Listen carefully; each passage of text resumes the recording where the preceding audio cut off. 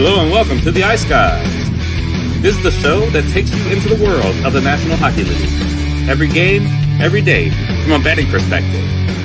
With pro sports handicappers, Ian Cameron, Alex B. Smith, and various guests from the world of hockey and sports betting.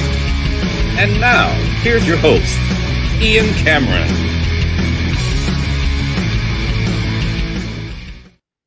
Welcome to the Ice Guys, Monday, January 26th. Ian Cameron, Alex B. Smith, and Perlo in the house with you, and we are breaking down the Monday slate, which is a small one, and it got smaller with one of the games obviously postponed tonight, LA Columbus. So very short slate, but we're here to break it down. But we will start the show with some very important show-related breaking news. This is breaking news from the Ice Guys.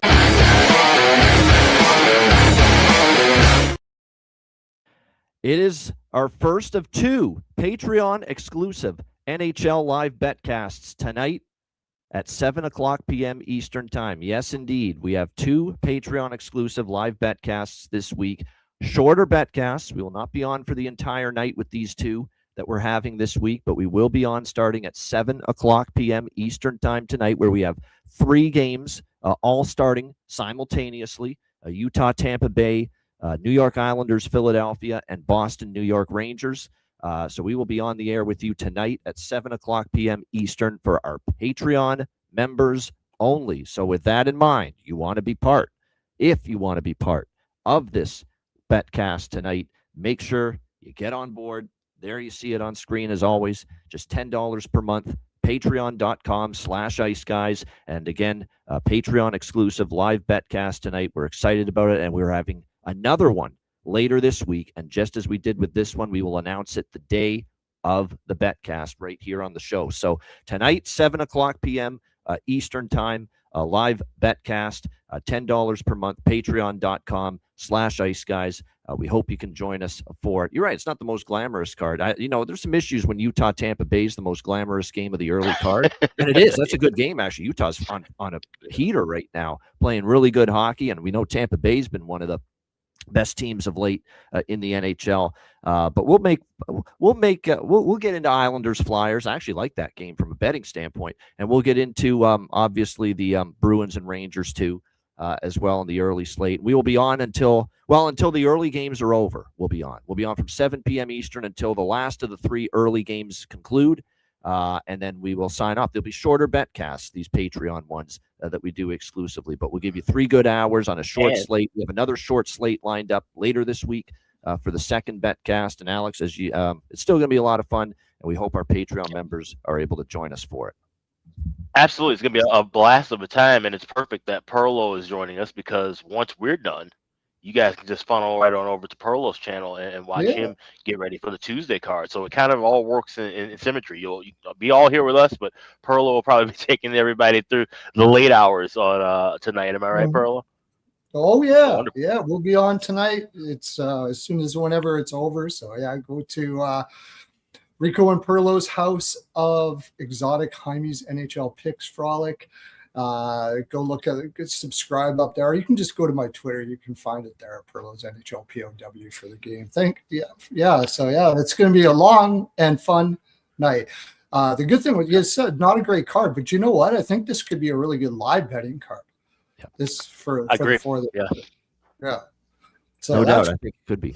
I agree too. I agree with that too. I think there's going to be some spots that become available for good live wagering purposes here tonight with the short Monday card. So again, 7 o'clock p.m. Eastern Time tonight with the Patreon exclusive live betcast. 7 p.m. Eastern. You must be a Patreon member to not only watch the betcast, but to join us on the stream as well. It's very important, because someone said, "Well, can I at least watch? If I can't join if I'm not a Patreon member, but can I at least watch?" No, you have to be a Patreon member to watch as well.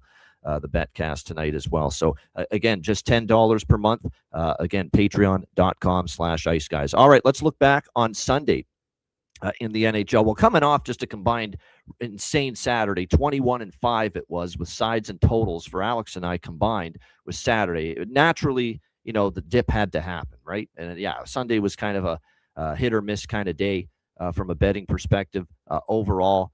We did have Seattle, though. It's when one of your winners is Seattle. That always takes you by surprise. But Seattle with a nice 4-2. I just hated the spot for the New Jersey Devils, right? They had won every game of the road trip, the final game of the trip, going back home after this. I didn't think we would get their A game. We didn't get their A game. Seattle was able to get the job done there, 4-2 win over the New Jersey Devils. Colorado, I skipped Colorado, Toronto, the early game, 4-1 Avs, just very disappointing for Toronto. Another slow start. They get behind the 8 ball, down 2-0. They could never recover from that, and the Avs get a little redemption for having Toronto roll into Ball Arena just a couple of weeks ago and snapping that, what was it, a 17-game home win streak at the time for the Colorado Avalanche. Avs get a little redemption. Of course, the headlines after the game weren't so much the results on the ice, but the little flip the bird moment from William Nylander in the press box. I don't think it's a big deal. Like, I know there's people saying, oh, it's not professional, and then it's not a big deal to me. It is. Oh, the guy is hurt. He's watching his team get their ass handed to them. He's stuck up there in the infirmary with the other injury cripples there on the Leafs, Tanev and, all those other guys. He's, he's probably a little angry, upset, frustrated, and the camera, and plus the camera just kept on William Nylander for like 2 minutes straight, it felt like. So, I think that's kind of what led to it. He apologized after and said, it was kind of a bad moment for me. Sorry to do that. It's not a big deal. It's not the end of the world. I'm seeing shit where he should be suspended. He should be fined and all this stuff. And the Leafs should have some internal punishment for him. I mean, come on, people. Let's take it easy. And I'm not a William Nylander apologist. He's not someone I would go to war to defend by any stretch of the imagination. But we're really blowing that thing out of proportion in my mind. Is it the best look? No, but it's not the end of the world. In my opinion, I think it's just finding a way to just get all bent out of shape about something that's really minuscule at the end of the day. But again, the struggles continue for Toronto. They're now 0-4 on this homestand when it's all said and done. So it's been a rough homestand. Now, the problem, it's been a tough homestand, though, as far as opponents. I mean, you've had one good team after another on this homestand. Minnesota, Detroit, Vegas, Colorado. I mean, that's a real tough 4 games on the homestand. It's not going to get any easier, though. Guess who they got coming in to wrap up this homestand before they take to the road, the Leafs? Yeah, Buffalo. One of the hottest teams going. It's not going to get any easier. So, like I said, tough times for the Leafs. And they, after all that run they put together to get themselves back into the playoff race, starting to fall out of it now. Again, 5 points out at the moment and needing to stop the bleeding. Speaking of stopping the bleeding, the Ottawa Senators did. Holy shit, 7-1, thumping over the Vegas Golden Knights. This was a complete and utter just no-show from the Vegas Golden Knights. They were terrible. They were listless. They had 9 shots halfway through the game. I get a feeling that they were a little bit hungover from the big Mitch Marner night in Toronto, his return, and they just had nothing, absolutely nothing in the tank. Vegas, terrible game, terrible clunker from them. Total egg laid in Ottawa yesterday, 7-1. Unfortunately, we both had the first period over as the best bet. That streak comes to an end.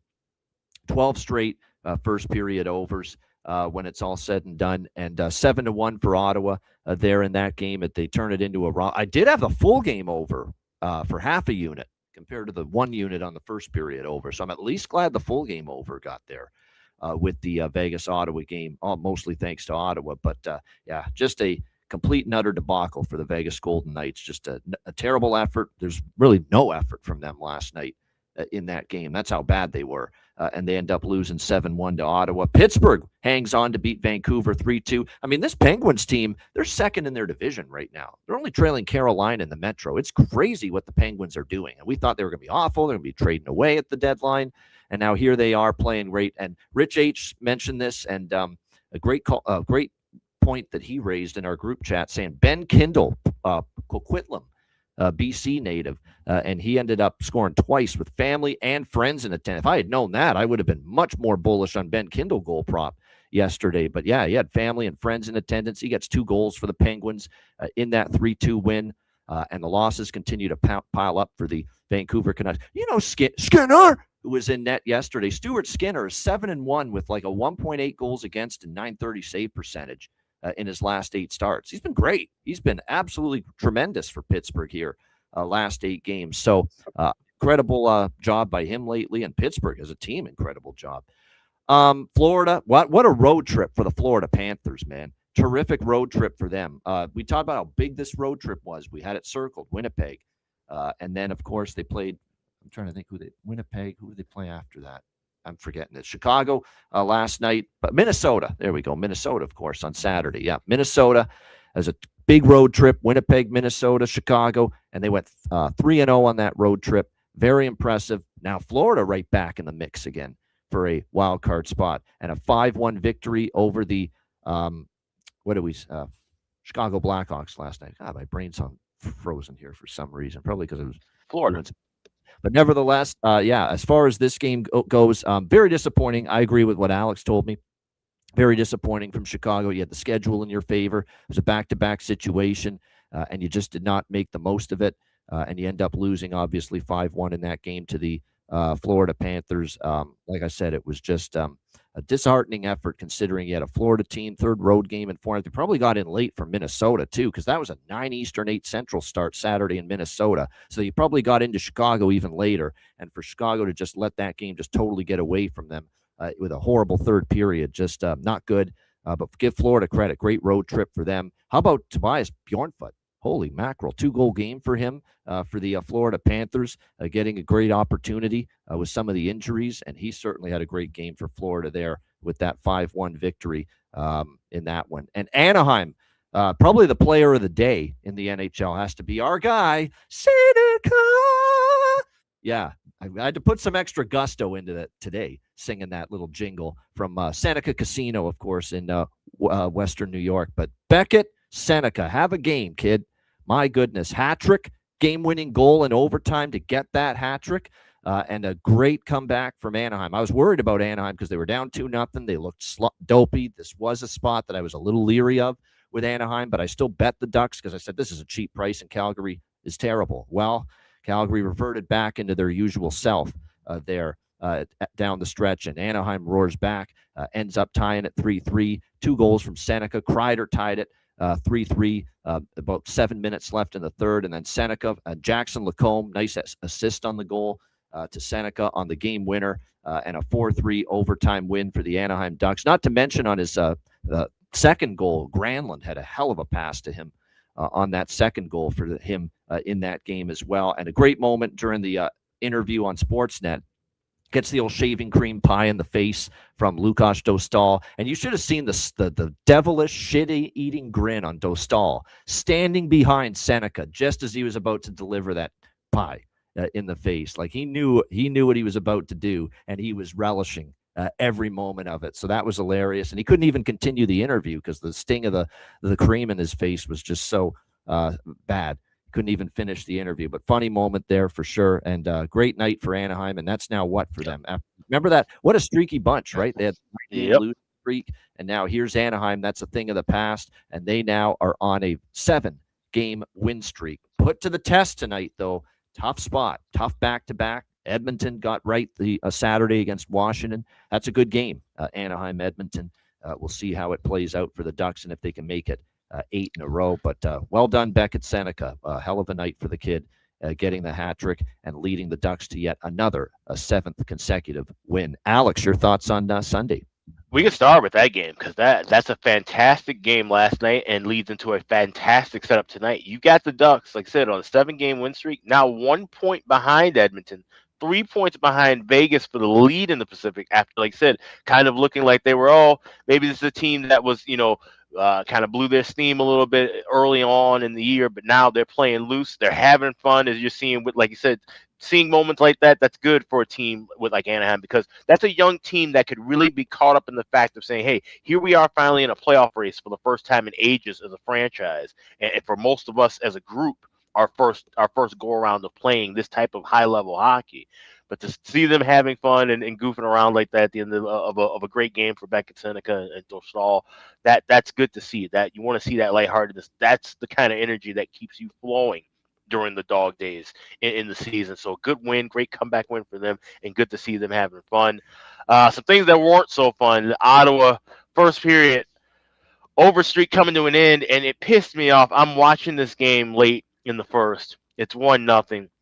And Tim Stützle, with an incredible move where he gets Aiden Hill basically just prone bone, laying down in his stomach wide open net, and he doesn't shoot the puck. He tries to slam dunk it in, ends up hitting off of a defenseman's skate, and I knew right then, all right, well, there's the end of that run.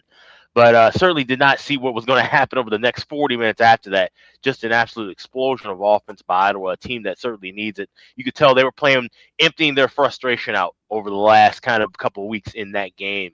It's been a lot of teams taking their frustration and scoring goals on them with their goaltending situation, their defense kind of slacking. So that's got to be a good moral boost for them. But a bad look for Vegas. It's a bad loss. And like I said, Vegas, we're going to have these spots now, especially when you start talking about weather impacting and now cancellations or things being moved around, teams sitting on tarmacs late. You're going to have these spots where teams are traveling ad nauseum, and they have nights where they just don't have legs. They just don't have it. It was just clear that Vegas did not have any energy left after the first 20 minutes of play.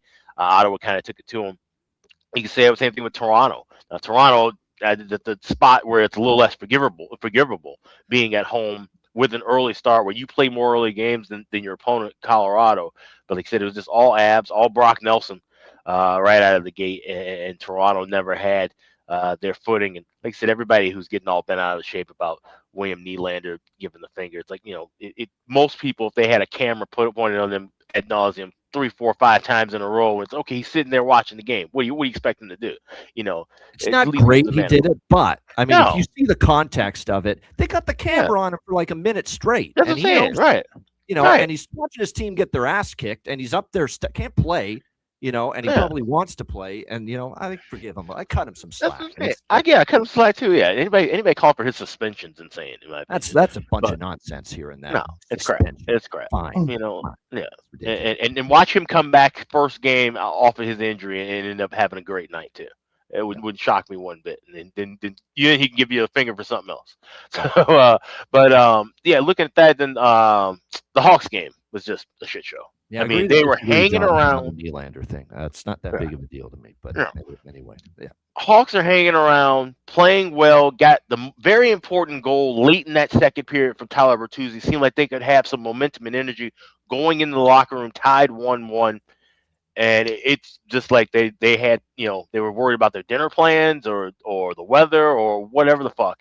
But they weren't thinking about hockey in that third period, and it showed.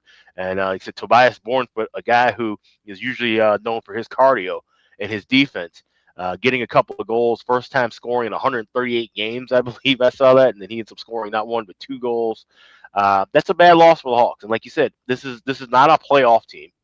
This was not supposed to be a playoff team, but you also have to learn from losses like that, and losses like that have to stop at some point. You can't afford to continue to have losses like that in the rest of the season, even if you are a tanking team. When you have a good team like Florida at home on the ropes, at least tied 40 minutes into a play where they weren't really showing much life and luster, you have to take advantage of that. You have to use your speed and skill to at least hang around in that game, not just lay an egg. And we've seen this too often from the Hawks, usually in the second period of games. But to see that in the third period of a winnable game at home, when you've already had 2 games that were very good, a great shootout win at Carolina, a tough but still admirable effort against Tampa Bay, taking them to a shootout at home the other night. You're supposed to continue that momentum over. So that was a very disappointing loss for the Hawks. Yeah, it was. I mean, that's and I said it to you, and I'll just reiterate it. It tells you that, look, the team's making nice strides. There's no doubt. This has been a fun season. They're fun to watch now, which they weren't last year. And there's a lot of positives. There's guys that are improving. There's guys that are making more of an impact and making the most of it. But at the end of the day, when it comes time to bear down and win big games, there's still ways to go. Lots of improvement to be made. They're not there yet as far as a legit playoff. I think they're going to end up falling short when it's all said and done. And like I said, that's where we're at. But they are making strides, but it's just that next step, that next level that they have to get to. They're not there yet, the Chicago Blackhawks. But they're fun to watch, and that's a good first step. Like, you don't dread, oh, geez, the Hawks here we go again, and just bad hockey, boring hockey, none of that. They are an enjoyable team to watch. But winning games and that next step to do so, you still need to take it. Yeah. He had a hat trick. He won the game last night for the Anaheim Ducks. So before we get Perlo's thoughts on this, we got to play the actual real thing. Let's hit it. There you go. You had to play the real jingle there. There you go. Beckett Seneca. Congratulations. You do a good job in comparison. I know, don't I hitting sound that like note? that? That high really note. do. That's not an easy high note to hit. So. Yeah. All right, Perlo, what do you think of what we saw Sunday? I had a really good night, sides and totals wise. It was excellent. And I don't know. I didn't think I was on an island as much as I was on that Ottawa game. That was my best bet on the show. I loved Ottawa yesterday. I just thought that was a terrible spot for Vegas. And Vegas is the type of team that loses in terrible spots a lot. I think there's character issues there. But I had people DMing me and stuff, and they talked about it on the show. I thought, what the hell? That's not normal. It was weird. But yeah, I was all over Ottawa yesterday. I think it was a tough spot for Vegas. And for the people that want Nylander to get fined by the league or something like that and all that stuff, all I got to say is, there, you can take that. So yeah, we'll move on. And I'm not, you know me, I've talked pretty shitty about Nylander as far as his defensive play and all that kind of stuff like that. But come on, guys. Yeah, he's far from my favorite player. Yeah. No, he's not. He's not my favorite player. But as far as Anaheim and what we're going to see with Buffalo, this is going to be interesting going down the stretch. I'd say that was a really big win because it's one thing to win when you are the underdog all the time and you're trying to, you have that motivation that you're trying to get better. It's a completely other thing to win, and championships teams become this or do this when you are now, everybody's on you. Everybody knows who you are now. You are now in that position, and you have that added anxiety to stay in that playoff spot. This is going to be a big step up for Anaheim here, and so it's cool to see them playing as well as they did. They did get outshot and stuff like that, but they just seem to have that passing skill to bail themselves out when they need to, and that's a sign of a good team. Like Tampa Bay is a lot like that, and Anaheim's showing that right now. And we'll see if they going down the stretch if they're able to overcome that added anxiety of being in a playoff spot and having that confidence. That little slip that they did, that's probably something to do with that. It's like once you get there, then sometimes the confidence can take a hit. Like you start to wonder, are we for real? Are we for real? You start wondering if you're for real. So let's hopefully they're able to do that. I had no goals first 5 and under 6.5 in that Florida-Chicago game. And Florida just kept on freaking scoring. I was like, come on, you're not going to do this to me. But if anyone had the under, I hope they had 6, not 5.5. Because if they had 5.5, that's a rough beat. Holy shit. Yeah, exactly. At least got the push out of it. I had Pittsburgh yesterday. I got a little bit because I know I was watching the show yesterday and you said one of these two teams or both of them, because it wasn't the best spot for Pittsburgh. But I wish I would have tailed your Seattle because I would have really had a good day. But I just think Pittsburgh is one of those teams right now that isn't going to fall in those spots. Like they've got something to prove.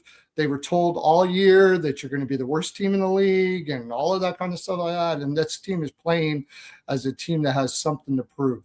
And I don't know how many times I've been burnt by Sidney Crosby in his career and how he gets his teams going and there is no question to me right now when you look at Sidney Crosby, if he's not one of the top, maybe top 3 leaders of all time, at least.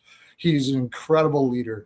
And I should never bet against what he can do to get a team going. But I guess those are the main part. Oh, I had Colorado against Toronto for the same reason. Toronto coming off the big Marner game too, right? I just thought, and Colorado is in a get right spot. They've been kind of struggling a little bit, so I took Colorado in regulation in that. Yeah, no doubt. Good stuff indeed. As I look at that, my buddy Steve's in the chat. Good to see him. We were hanging out for UFC on Saturday, one of our group. Good to see him in the chat. Here we go, Lady Valeria. I think that's how I'm going to pronounce it. I hope that's right. But Pittsburgh's Brian Rust will have a hearing for an illegal check to the head against Vancouver's Brock Besser. Date and time to be determined. So there you go. And that was a bad elbow. Right at the end of the third period as time expired. And Besser was in significant pain with that. So like I said, might be some supplemental discipline coming for Brian Rust for that hit there against Brock Besser. So we'll have to see about that. But there is going to be a hearing, and often when there's a hearing, there's something coming down as far as supplemental discipline is concerned. All right, let's get into the Monday card. Again, lighter card with LA Columbus postponed due to the snowstorm. So we'll start with, this is actually, you can make a good case. This is one of the best games of the night. I'd say Anaheim Edmonton's pretty good too, but this is right up there. Utah, Tampa Bay minus 150, home favorites, 6 the total in this game. This is an interesting spot here because we've got Tampa Bay coming off. They haven't played since that 8-5 loss to Columbus. That was a tricky spot for the Lightning. I ended up betting Columbus. I probably should have bet them for a little bit more in that game. But again, I was a little leery of betting against Tampa, considering how well they played. I mean, they had won, 9-10, but they lost 8-5 to Columbus. That game was on Saturday night. Now they return home. And again, I will cite the fact that since January 3rd, which is right at the beginning of the month, the Tampa Bay Lightning have traveled to their next game after every game. There is not one game in the month of January where Tampa Bay has not had to travel to their next game, to their next opponent. At San Jose to start the month, home to Colorado for one game, and then a 5-game road trip, Philly, Pittsburgh, St. Louis, Dallas, back home for one game against San Jose, and then back on the road for 2 against Chicago and Columbus. So that's been a lot. Now you're back home. So eventually all that travel is going to catch up to you a little bit. And it could here in this game. The injury situation is something to factor in. And it's a beyond stunning, beyond spectacular, quite honestly, that they have won this many games with Braden Point out. They had Kucherov missing games earlier this year, the kind of season they've had. They have had 3 starting defensemen out for a very long period of time, this Lightning team. And now Eric Chernak, game time decision tonight, which means they could be down 4 regular starting defensemen. McDonough, Lilleberg, Hedman are the 3 we've talked about for a long time now being out. But now Chernak's a game time decision tonight, which could be 4 starting defensemen, not to mention one of the players that's been called up to replace some of these defensemen. He's been added to the IR, Charles-Edouard Dastou for the Tampa Bay Lightning. They just put him on IR after the last game against Columbus. So this is a beyond riddled blue line right now for the Tampa Bay Lightning, especially if Eric Chernak can't go. Like with Lilleberg, McDonough, Hedman down, and Dastou now on IR, Charles-Edouard Dastou. If you had Chernak and he's not in tonight either, you're turning to, you got Moser and Radish, you got Declan Carlisle, you got Maxim Groshev, Max Crozier's going to draw in, and I think there's a chance that if Chernak doesn't go, because he's been called up from Syracuse, Simon Lundmark, very emergency situation, 25 years old, he would be called up here. Now, he's played 1 NHL game with the Lightning in the past, so this wouldn't be an NHL debut for Simon Lundmark, but like I said, this team is just, they're at the point where they're going to be starting to just bring in any guy off the street right now to play on the blue line. Hey, you want to play on a blue line for the Tampa Bay Lightning? And you just call them up and say, hey, you want to come in? So I like Utah here. I'm taking a shot. I like the way they're playing. Utah plus 130. All this travel for Tampa Bay, I don't like it. Obviously the cluster injuries on the blue line, I don't like it from Tampa Bay going into this game. This is a Utah Mammoth team that is playing some of their best hockey right now, 5-game win streak. And what I like about the win streak for Utah, some of them have come against good teams. They beat Toronto. They beat Dallas, a couple of these wins. Nashville, you got to consider Nashville a better win now because Nashville's played some good hockey of late. So like I said, I think, and the betting, and this is one of these instances where sometimes people don't recognize what's going on, and or the odds makers don't price what's going on correctly. The odds makers didn't price what's going on correctly because Tampa Bay was as high as a minus 170, minus 180 favorite initially. But boy, oh boy, whatever NHL bettors are out there, they've noticed because there's been big move to Utah, and it's all because of the injuries here for the Tampa Bay Lightning. I do think the Mammoth are live here. I will take them plus 130, and I will also take the over by Fecta in this game because obviously when you're talking about this many defensemen out for both of these teams, or for Tampa rather, that's where it's going to be felt here as far as, their ability to defend, the ability to keep the puck out of the net. I know Tampa's had 5 of the last 6 games stay under the total, but it's going to eat away at you at some point when you're missing now 4, maybe 5 defensemen. If we assume that if you include Dust too, it could be 5 defensemen as well. But then Chernak's one of your elite shot blockers, physical stay-at-home defenseman, and if he doesn't go, that could really open the door for Utah offensively here. Utah's gone over, by the way, in 3 straight games, and they've been scoring. They've put in 16 goals in the last 3 games combined, this Utah team. So Utah and over by Fecta here for me in this one. Alex, what do you think here? Utah, Tampa Bay. Where's Dan Boyle and Pavel Kubina when you need them? I mean, where it's kind of getting for Tampa Bay at this He point. played for the Lightning early in his career. Yeah, it's getting bad for Tampa as far as keeping blue liners healthy, of course. But like I said, there's a couple of plays that I like pregame, and of course we have the betcast tonight, so there's some things that I'll be looking at live. Pregame, I am all over Utah first goal, first period, plus 155. Grab that at FanDuel this morning, along with over at MGM. Team total flat 3 at plus 110. I think that's a great price. I also have that full game over at MGM. We still get a 6, like I said, 6.5 are popping up. So shop around if you like that over. But I think we see goals here, and that's not to say that Tampa Bay can't chip in offensively. Of course, I think they know having these issues on the blue line, they're going to have to be more aggressive on the offensive end. So I think that lends itself to the over as well. So over 6 is a play I like quite a bit. But as far as Utah goes, team total over 3. First goal, first period. Those are the looks I have a little bit more. I think we might have time in within the game to grab maybe potentially a better price on Utah. It wouldn't shock me if they go up 2-0 and Tampa kind of comes back and we could see Utah hover around the plus 160, 170 favorite of the betcast tonight.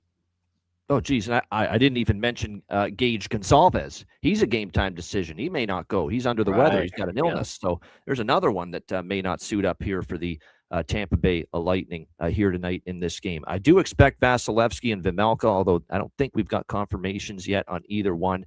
By the way, there was one illness for him that he may not go, but he is good to go. He will play, and that's Lawson Krause. Lawson Krause will play for Utah.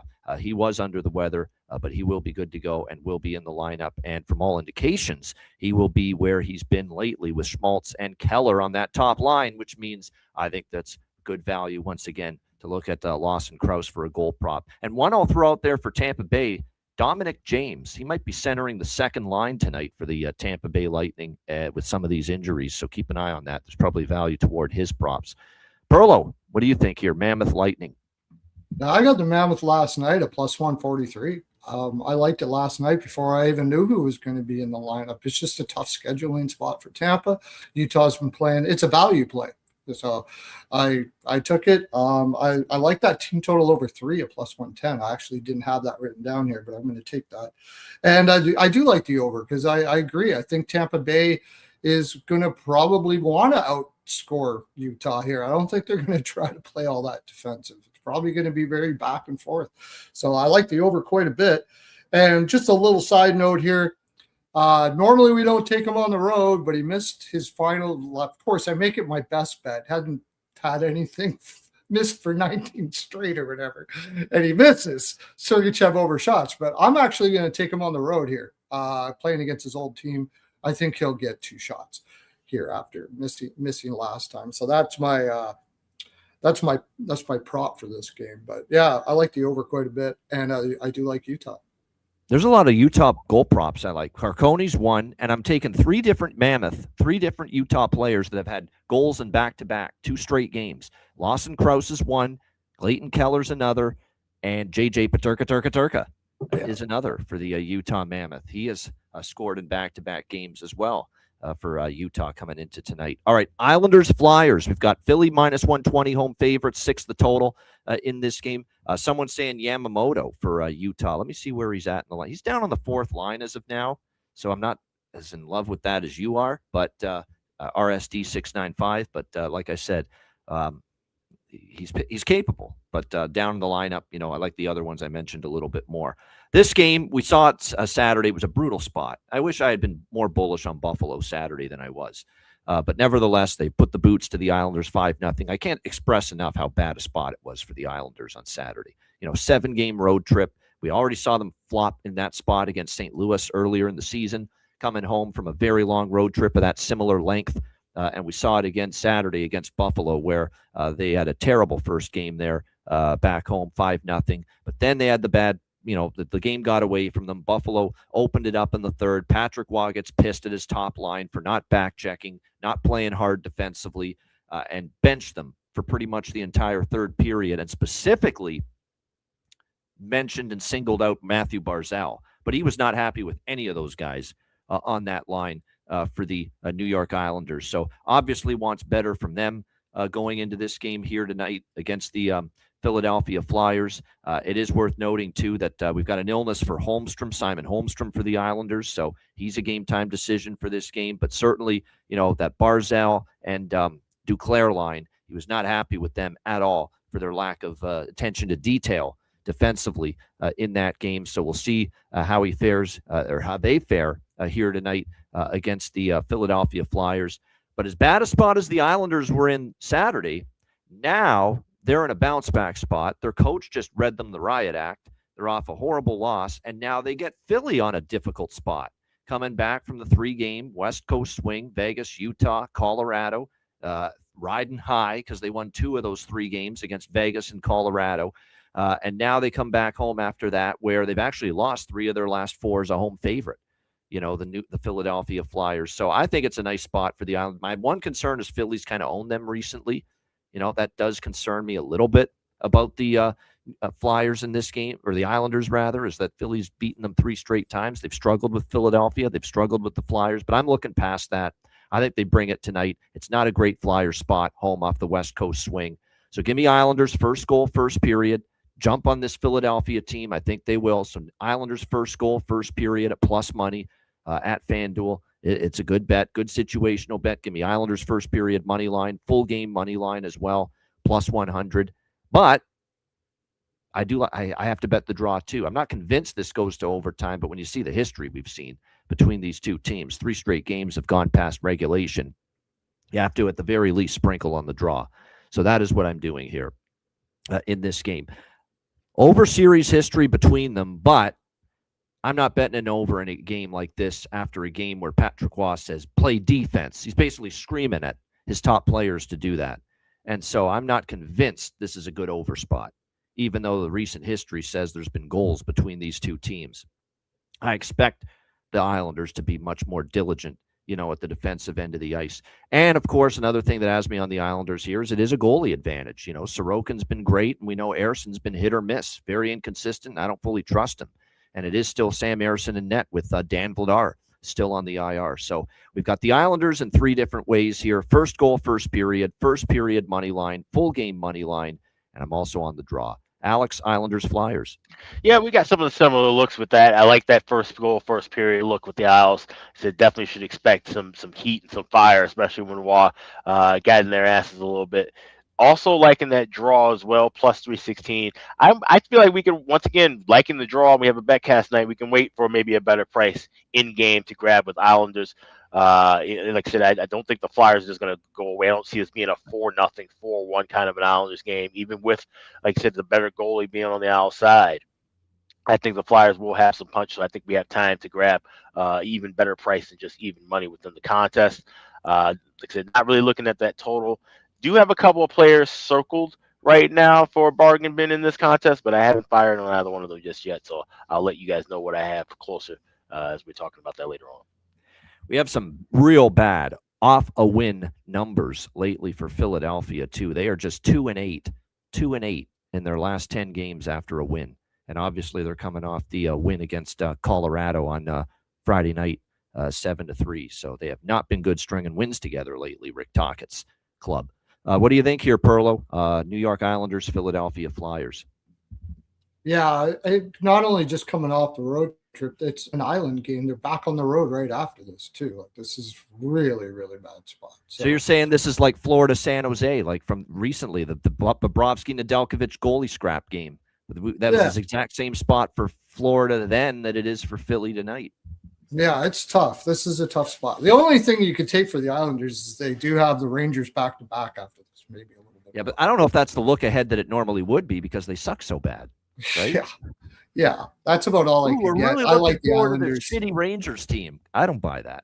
Yeah, exactly. They're probably gonna. They know they're gonna spank the shit out of them. Islanders first period, first goal, first period. I got the same things. the money line full game.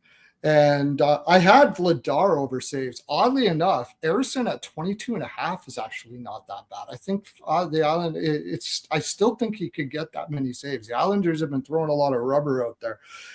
And because they got called out and he's got the freshest legs on the ice right now for the Islanders, I like Horvat over shots, 3.5 shots. I think he's going to be playing pretty balls out after coach. He's that kind of leader that he's going to take the lead here and play hard tonight. So I like Horvat. Yeah, I mean that's handicapping 101, right? Players that get called out step up the next game after Patrick and Duclair and that whole line, but Duclair and Barzal especially. Like if you want to bet props on them, shots on goal, goal prop, assist prop, makes sense. Those are the guys that have to make amends, for the porous effort they gave, at least in the eyes of the head coach on Saturday against Buffalo. So wouldn't argue with looking at those kind of props here in this game. There's a lot of props I do like in this game. The total I'm back and forth on because of the fact that, I don't like betting overs when a coach says, we need to play better defense. We need to back check. We need to do all these things better. That's why I'm not on the over. But I do see in our chat, Matt Robinson, he'll be with us again tomorrow, of course, on Tuesday. He does like over 5.5. And then the history does point to the over here. Like they've gone 4-3, 3 straight meetings. 4-3 has been the final score. All 3 of them going over 5.5. So from that standpoint, I totally get the argument for the over. I'm a little bit more unsettled with it when you hear a coach say we have to dig in defensively. That's definitely not an over quote coming from the mouth of Patrick Waugh on Saturday following the loss to Buffalo. But we'll see how it goes. Bobby Brink has scored in back-to-back games for the Flyers. So if I were to look at one Flyer prop for this game, it's probably going to be him and a good price as well. How about the fact that we mentioned it earlier, Denver Barkey scoring in Denver? Crazy. We said, watch it happen. And wouldn't you know it? It did. Yeah. Him scoring in Denver. Denver Barkey in Denver on Friday night against Colorado. All right, Boston and the New York Rangers. Boston -120 road favorite, 6.5 the total. So I am on Boston. I did lay the -115, -120 here with Boston. That being said, I don't feel this is the lock. Nothing's a lock anyway, but this isn't the slam dunk that people think it is with the Bruins tonight in this spot. And it is a bad spot for the Rangers. Like they're coming off the West Coast, and they're a terrible hockey team. So obviously Boston can win this game. I do think they'll win this game. But this was going to be initially best bet for the show for me, taking Boston, and that's not going to be the best bet because I do have a few reservations here when it comes to to this game. Boston has not been as good on the road as they've been at TD Garden. 19-8-1 at home, a losing 11-13 on the road for Boston. That does concern me. Their play away from TD Garden hasn't been great. But I guess you can counter that and say, well, the Rangers' play at home has been worse, and that's probably true. 5-17, the Rangers on home ice at Madison Square Garden this year, and they're coming off a 4-game road trip: Philly, Anaheim, LA, San Jose, which is not a good spot here for the Rangers. But Boston's also coming off a very satisfying couple of wins. Bruce Cassidy comes back to town with Vegas. They beat the Golden Knights 4-3, their former head coach, and then they beat their rival Montreal in a very important 2 points in the standings in the Atlantic Division, beating Montreal. I'm just a little worried about like a little emotional letdown coming off those two kind of games back at home against Vegas and Montreal. Not that it'll matter because the Rangers are that bad right now, but just a couple little things that bother me about just going, unloading, if you will, here on the Boston Bruins tonight. And the other thing, I almost forgot to mention it, they did lose 10-2 to the Boston Bruins the last time they faced them. If you've got any sort of pride as an athlete, you know that the last time you faced this Boston Bruins team, they embarrassed your ass. 10-2 the last time these two teams played, with the Bruins just totally annihilating the Rangers. And if you've got any sort of spine, any sort of pride, any sort of, as a professional, you're supposed to remember a performance like that against a particular opponent and do everything you can to play balls out the next time you see them. That's what the Rangers should be doing. Will they be doing it? Do I trust them to do it? No. So I am on Boston, but like I said, I've curbed the enthusiasm, Larry David style, in terms of just how bullish I am on Boston in this spot. I have to bet them because the Rangers are that bad and it's a terrible spot, but I'm not as high on Boston as I initially was when I first capped the game. Alex, what do you think here? Bruins, Rangers. Had a sneaky first period overrun with the Rangers. 10-2 their last 12, 7 straight have gone over. Playing a little piece of that small minus 130, but I'm, of course, with a betcast night, going to look to try and hammer that at a better price, closer to pick them in game. I also like both teams to score in the first period. That I will be betting pregame. Plus 158 over at FanDuel. I don't think we're going to see 12 goals again in this matchup, but I do think, like you said, that carries over. That has to carry over at some point. It's not often that you're a professional and you get beat giving up 10 goals, and it's certainly you would remember that, especially against a team that you battled with time and time again, a team in your conference. So I do like goals here early. I know it's not something we usually rely on Rangers to help chipping in scoring goals, especially at home, but I do think in the first period that could happen. So first period, both teams to score pregame. Little piece of that first period over pregame, but I'm going to go heavier in game, looking to try and get that closer to plus money. There you go. Good numbers from Jonathan. By the way, Jonathan, terrible about your account. It happened to me. I sympathize. That's awful. Hacked. Yeah, that sucks. Apparently can't get back into it. It's been taken over. It's exactly what happened to my original Appobano account. 20,000 followers down the fucking drain. It was about almost 2 years ago that happened to me. Had to start from scratch. Appobano Bets, the new Twitter account, and 20,000 followers I had at one time. Yeah. There on that original account. So that sucks. It's a shitty feeling, but make sure you follow Jonathan at his new account. Okay. His old one has been hacked. It's taken over. So he's at a new account, and it says Jonathan Stewart Davis. He puts his middle name in there on the current account. So just make sure you're aware of that. Yeah. For me, there's 3 goal props I like for the Bruins: Geeky, Minton, and of course I'm going to come back to Husnadinov as long as he stays on that top line. I know he didn't score last game, and I think I used him as bargain bin Saturday, but nevertheless, as long as he stays with Lindholm and Pasternak, the value's great right now. And there it is, West Coast Hockey. It's the same Twitter handle as his previous account, except with NHL at the end of it this time. So West Coast Hockey NHL. Make sure you follow Jonathan there, his new account, which is him. All right, Perlo, what do you think here, Bruins Rangers? Yeah, I mean, you have to have pride to have pride. I just don't think they have pride in their team right now. I said you're supposed to have it. Yeah, you're supposed to. I just don't think they have. I do like the first period, both teams to score. I think they might come out tough to begin with, but the Bruins do have pride, regardless of it is. They play with a lot of pride, and I think the Bruins are going to win this game. I got Bruins money line. I got a team total over 3. And money line first period and first goal first period, and I have a bargain bin in this game. Prove it to me, I guess. But I mean, how many times the Rangers have been similar kind of spots, maybe not losing 10-2, where you said, well, if anybody has any pride, blah, blah, blah, blah, nothing. So I'm not going to believe it's coming today for this. So I think they kind of mailed it in, to tell you the honest truth. I think they're just a couple guys going to the Olympics. They realize that the organization's switching everything around now, and it's just kind of hard. I don't even blame them, actually. It's just kind of hard to get up when you know there's going to be guys going. The organization changed everything, doesn't like you, basically, is what they're saying. So how do you get up and have a lot of pride for that? Maybe for the fans, you would think, but you got a great coach in Sullivan. He must be just banging his head against the wall every day. Oh, man.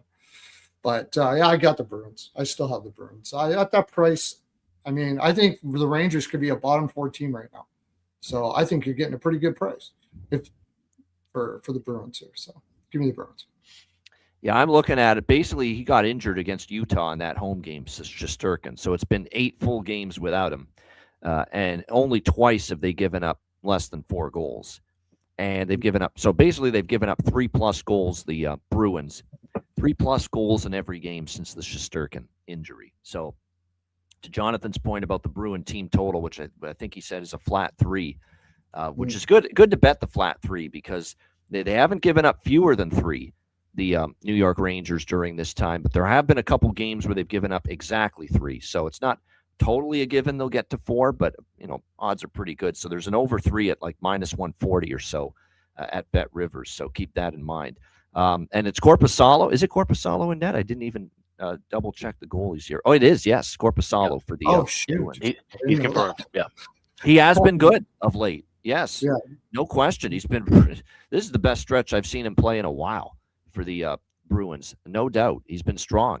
4-0-0, 1.42 goals against, 948 save percentage for Korpisalo.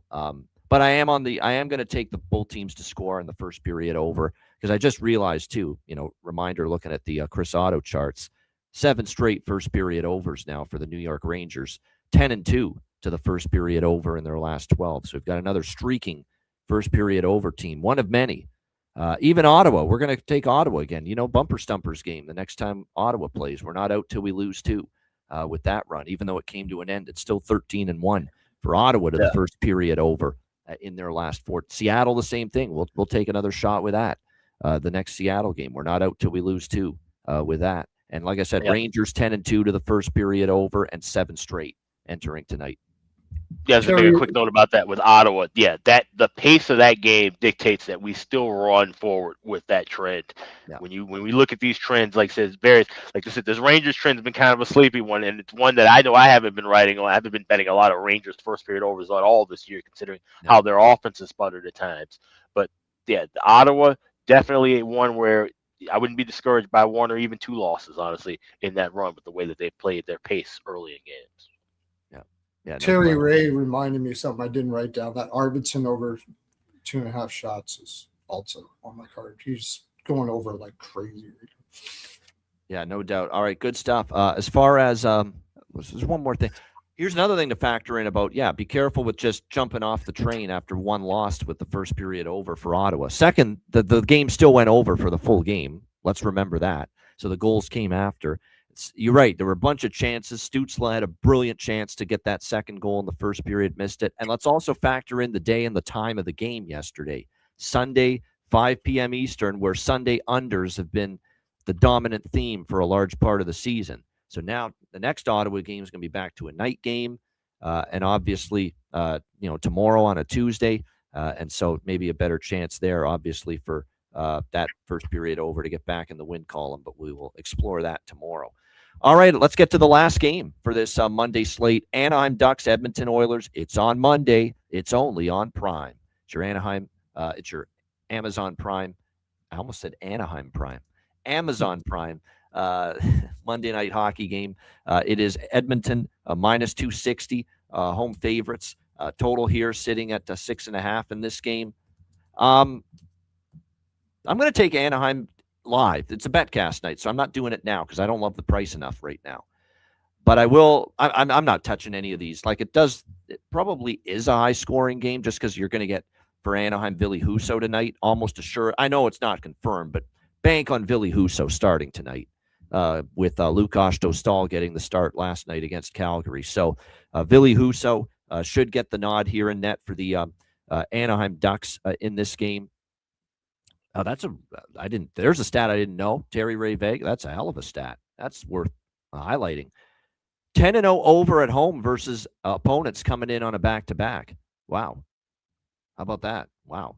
10-0 to the. I'm going to wait live, though. There's no way I'm taking it at 6.5 minus 140. 7.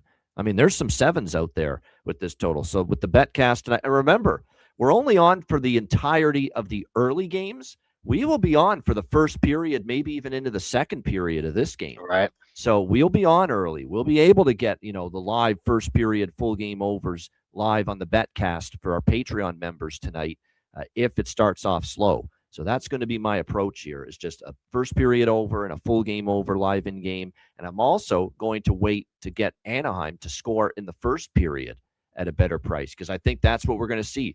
They'll be running on adrenaline of last night. The big win, they'll come out with a little energy, and then the legs will catch up to them.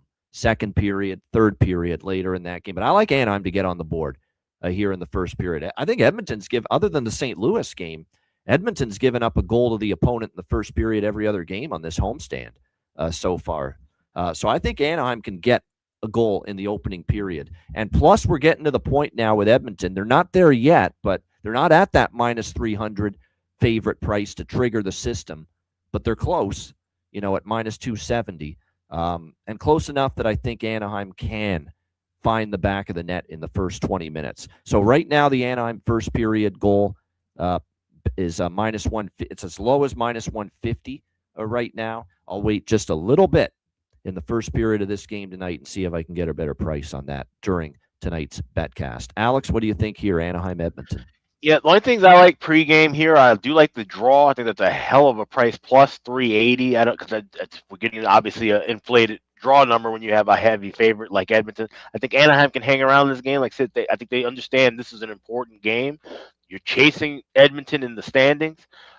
This is a draw season spot when you have two teams that are within the division battling for the points. They know if this game's tied 2-2, 3-3, hell, 4-4, whatever, late in the game, you need to secure a point in the standings against the division opponent. So I liking that draw at that big inflated price. And with that, I do lean with Anaheim plus 750 to win in overtime and shootout. You can get that pregame at FanDuel.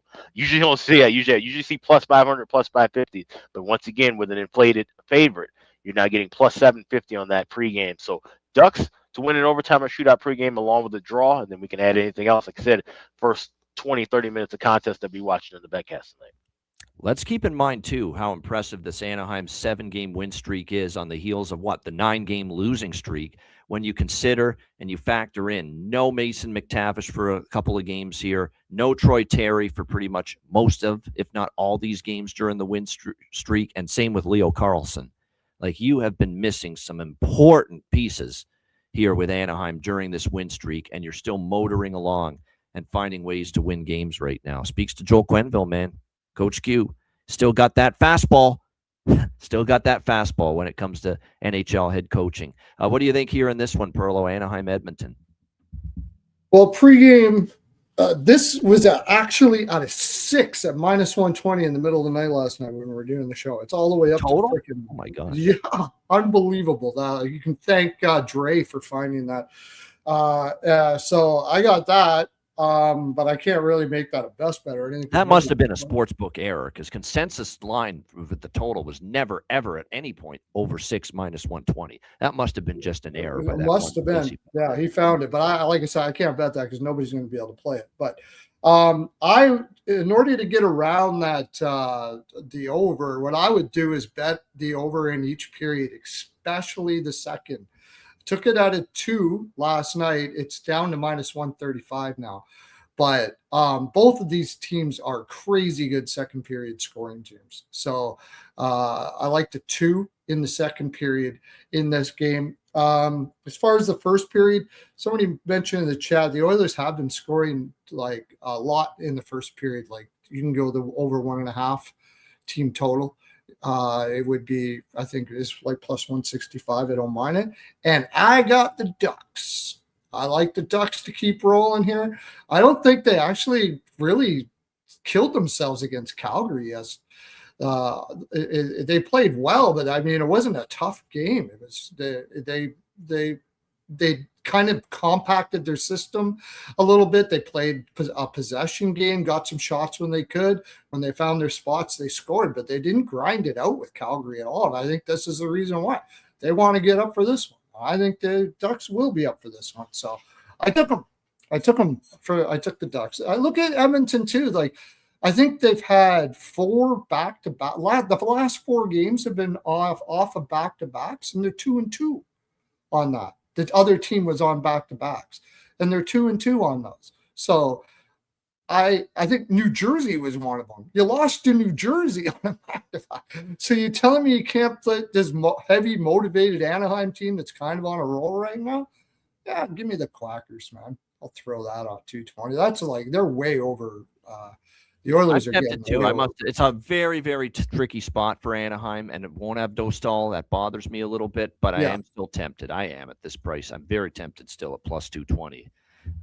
So I still don't trust Jari yet either. You got to show me a little more. I still don't trust him. That's true. I mean, Jari's not been playing as well for the Oilers the last several games as Skinner has for the Penguins. I mean, we got to start mentioning that.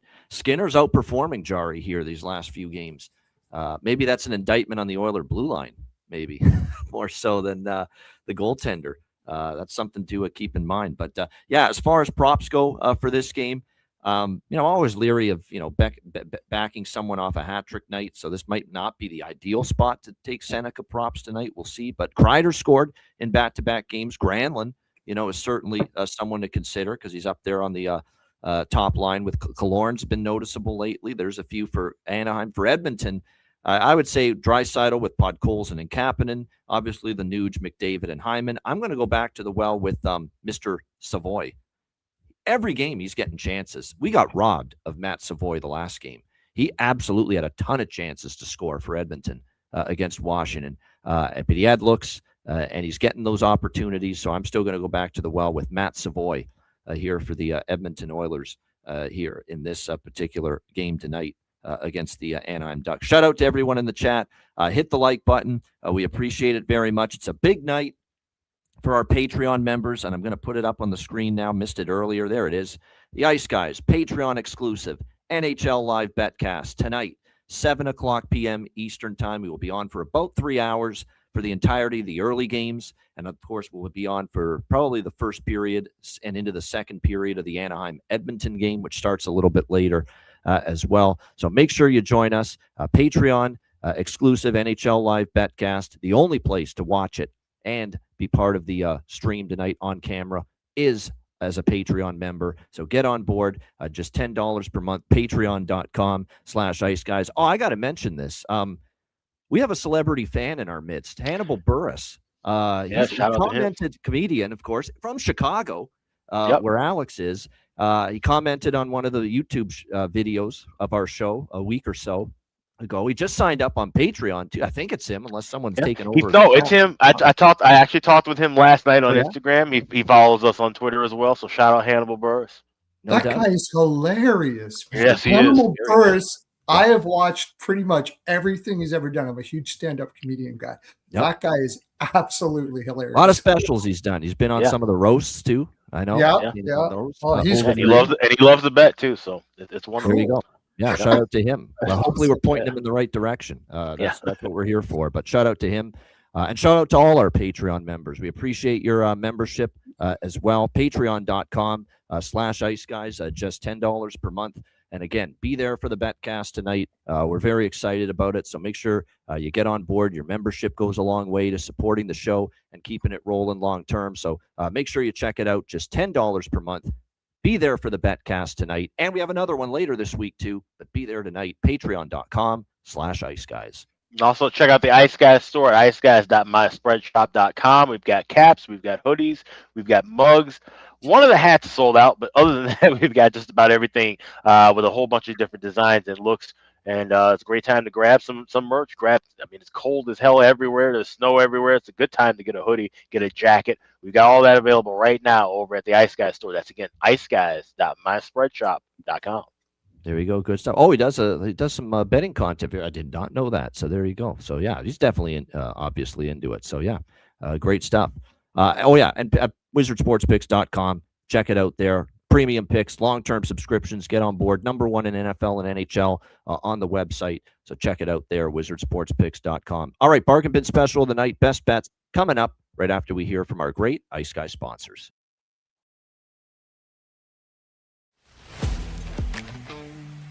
Wizard Sports Picks, featuring the finest handicappers in the universe. Sharp insights, trusted picks, and relentless results. We strive to help you become consistent winners. This is Wizard Sports Picks.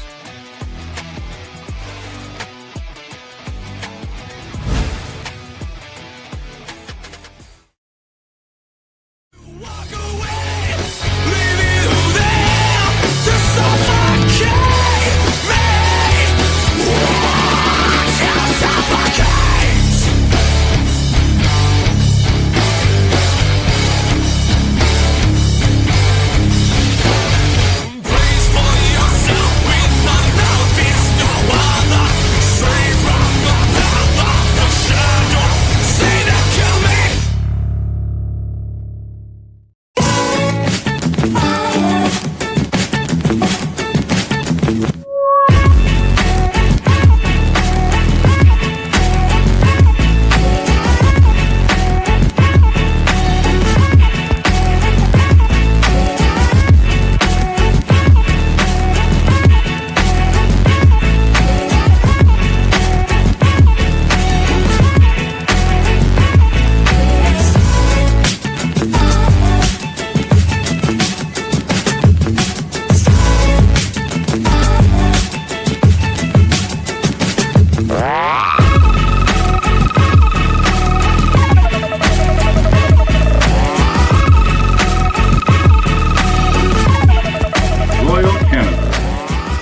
Kings and Queens shop.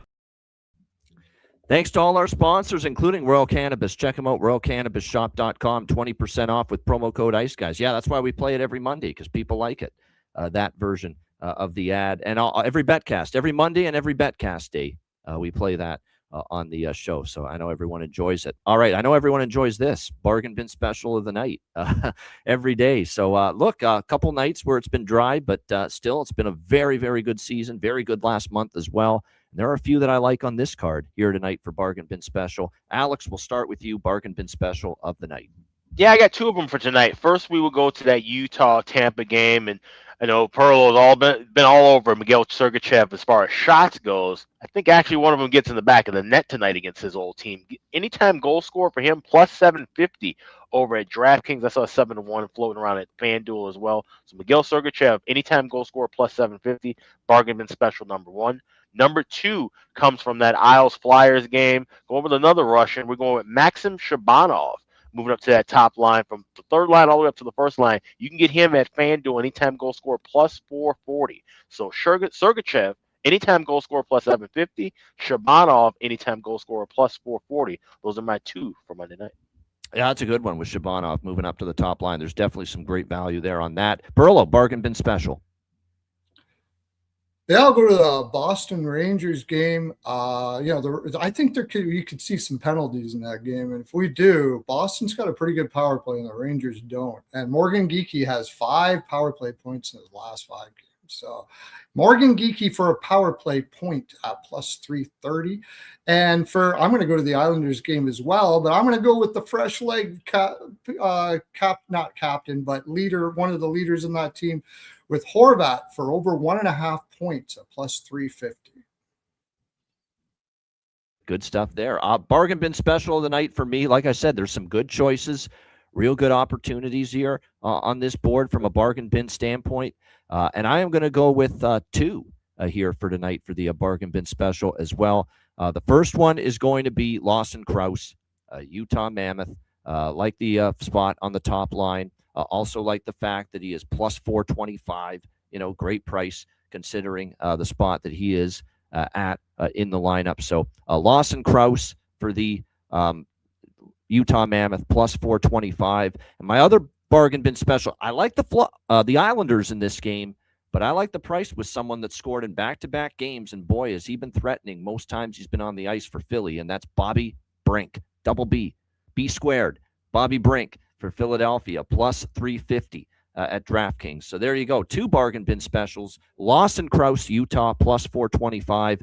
Bobby Brink, Philadelphia, plus 350 for my 2 bargain bin specials of the night for this Monday. All right, best bets. Alex, I'm saying Shabanov is plus 950 at MGM. I did not see that there. Is that so? Let me just double check. Man. Wow.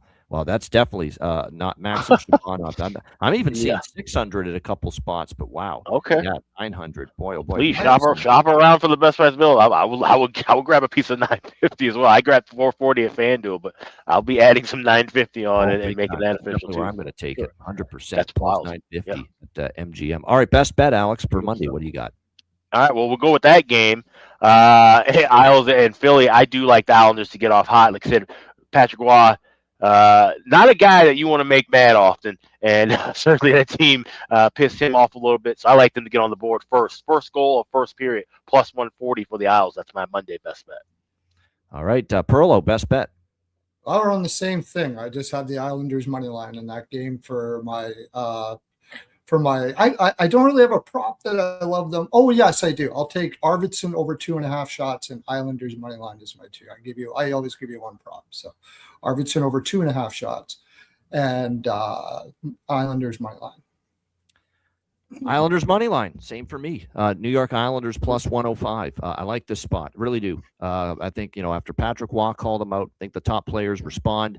Philly off of a 3-game road trip, not an optimal spot for them. Then they go back on the road. Better goaltender with the Islanders. Sorokin has the edge over Ayerson. So New York Islanders plus 105 for my best bet for this Monday. All right, live betcast tonight, 7 p.m. Eastern, Patreon exclusive to our members of the Patreon page. Make sure you join us. Tune into the betcast. And also, if you are a Patreon member, I forgot to mention this all the while on the show. If you are a Patreon member, obviously you're eligible to join us on the Betcast, email me, email Alex, DM us, or of course you could even DM in the on the Patreon page to us, and we'll make sure we get the StreamYard link posted and sent to you right as the Betcast gets underway. So if you want to join us on camera, on the stream, during the Betcast tonight, make sure you get in contact with us in any of those avenues, email, DM, or through the Patreon page, and we will make sure we send you the StreamYard link for the Betcast as it gets underway. And a reminder that Perlo's show late night is going to turn into the Ice Guys Betcast post-game show here tonight. Yes. Yeah, come check me out at Rico and Perlo's house of Jaime's Exotic Picks Frolic. Just had somebody said in the thing, if you're serious about the show, change the channel. First, or change the title. Well, first of all, if you know me, I'm not serious about shit. and secondly, I think it's a unique name. I'll give him that. It's fun, and the whole thing is it's fun, and that's the reason why we do it. We don't just bet, and we are successful. We are hit very, very well, but we just have a lot of fun. So that's what it's all about, and that's why the title is that.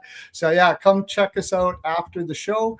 And if you want to talk about that more, pay up that. Hopefully you're a Patreon member and you're going to be on tonight, and we could talk about the title of my show and everything else that we're going to talk about, and bank a whole crap load of money with the live bets from these two fellows who are absolutely fantastic. I don't know if young is accurate, but that's I just can't do that anymore. Well, I mean, in comparison to me, I suppose. Yeah, I guess that's true. Good stuff, Perlo. Looking forward to tonight. Reminder, the Ice Guys is live 7 days a week, Monday to Friday, 2 p.m. Eastern, Saturday, Sunday, noon Eastern. If you can't watch the show live, download the Ice Guys podcast in audio form on all major podcast platforms. For Alex B. Smith and Perlo, I'm Ian Cameron. We'll see you tonight, 7 p.m. for the Patreon exclusive live Betcast, and Tuesday, 2 p.m. Eastern for another edition of the Ice Guys.